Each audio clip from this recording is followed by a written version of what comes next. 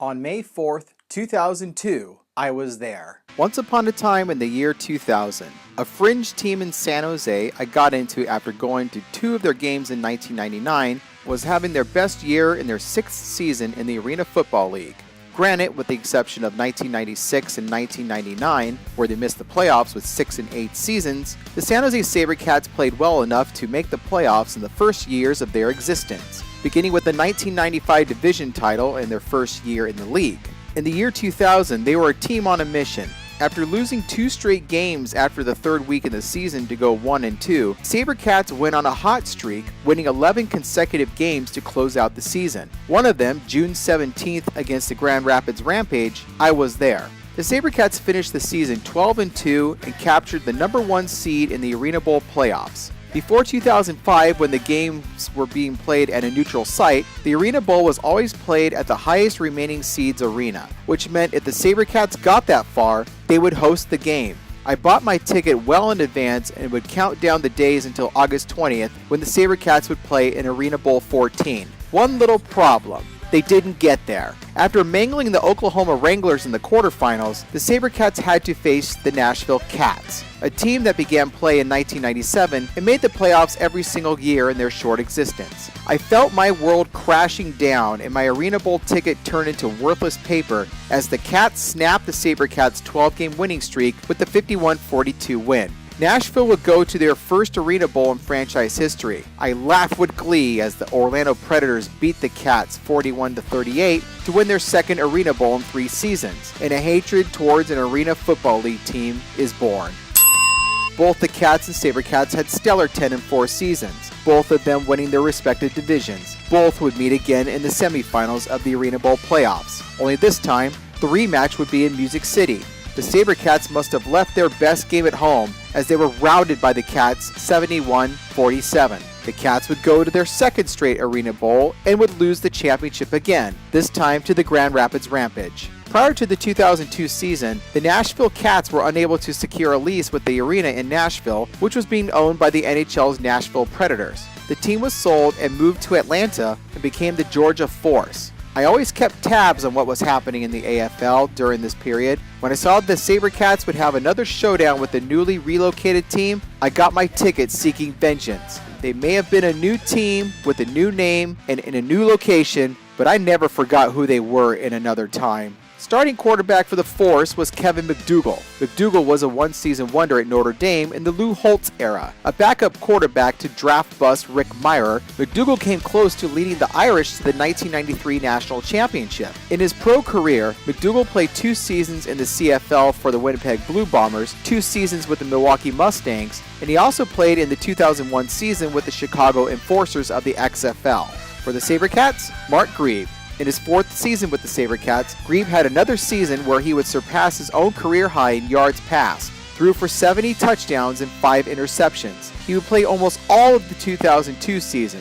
Then a broken collarbone would keep him out of action for the 2002 Arena Bowl playoffs. The Force would start the scoring in the first quarter when Scott Zaretti hit a 35-yard field goal. The Sabercats would take the lead when Barry Wagner punched it in for 1 yard. The Force would take the lead when Markeith Cooper caught a 30-yard pass from McDougal. Sabercats took the lead back after James Hunden caught a 9-yard pass from McGreeb. In the second quarter, one bad turnover for the Sabercats turned this game from a tennis match into a boat race. Zaretti brought the Force within 1 with a long 47-yard field goal. Then the boat race would begin after former Sabercat Cliff Green returned a fumble recovery for 33 yards. Darren Alcorn brought the Sabercats within 3 with a 22-yard field goal. The Force would get only 6 as McDougal found Cooper for 13 yards. The PAT missed. Once again for 15 yards this time, Grieve found Hunden in the end zone. Less than a minute later, Markeith Cooper would take it to the house with the 54-yard kickoff return. Matt Kinziger would bring the Sabercats a little closer with the 14-yard touchdown run. The PAT missed.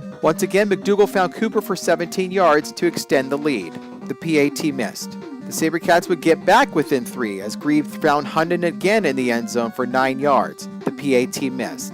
No matter what the Sabercats did in the third quarter, the Force would keep the game within arm's reach, like dangling a carrot in front of a donkey. The boat race continued. Travis Reese ran 5 yards for a touchdown, and the Force extended their lead to 10. San Jose State product Jerry Reese caught a 12-yard pass from Grieve. Less than 2 minutes later, Scott Thomas caught a 42-yard pass from McDougal. Georgia still up by 10. With less than a minute left in the third, the Sabercats would get within 2 points. Grieve would throw to Hunden for a 22-yard touchdown pass, and Mark Grieve ran the 2-point conversion. The Sabercats still trailed after 3 quarters. It was feeling like 2000 and 2001 all over again. Then the Sabercats defense would play a key role in the fourth quarter. With 11:10 remaining in the fourth quarter, Grieve threw a long pass to James Hunden for 45 yards. The Sabercats would go for 2, and it worked when Grieve threw to Reese. The Sabercats now took the lead. That was all the Sabercats would need to steal ahead and win the boat race. Only 8 points scored in the fourth quarter as the Sabercats would keep the Force off the board for the rest of the game and hold on for the 59-53 win. Georgia finished the 2002 season 6-8 and missed the playoffs. Karma's a witch. The Sabercats finished the regular season 13-1.